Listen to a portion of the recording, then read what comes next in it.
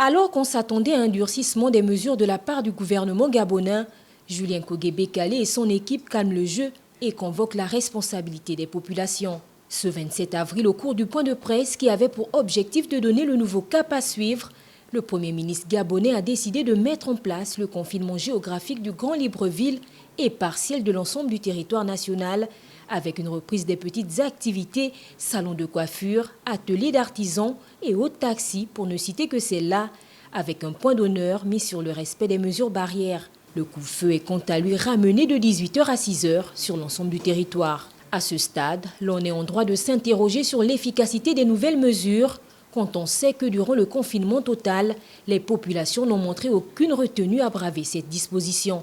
Si le pic de la pandémie est annoncé pour le mois de mai, pourquoi déconfiner partiellement la population 15 jours après, comme pour demander de côtoyer, flirter et même vivre avec le virus pour mieux le vaincre, paradoxal et complexe? Ne dit-on pas qu'il faut savoir apprendre de son passé?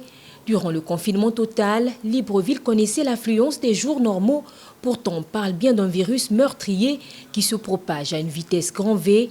3 morts déjà enregistrés pour le seul cas du Gabon. Les forces de défense et de sécurité ont été mises à contribution. Les menaces de sanctions ont fusé. Mais rien n'y a fait, le confinement total n'était réel que de nom. Pendant ce temps, la pandémie continue de gagner du terrain dans le pays. 116 cas selon le bilan de samedi soir. Mais la riposte semble manquer de rigueur. Le comité scientifique et celui de pilotage parlent ensemble d'un pic de la pandémie au mois de mai, voire mi-juin. Le déconfinement partiel du Grand Libreville ne vient-il pas contredire la prise en charge de la maladie? Faut-il que le nombre de cas atteigne la barre des 1000 pour que le gouvernement et population soient au fait du danger encouru? Oui, le secteur informel semble payer le lourd tribut, mais quid du fonds d'urgence pour les entreprises? Quid du fonds de solidarité?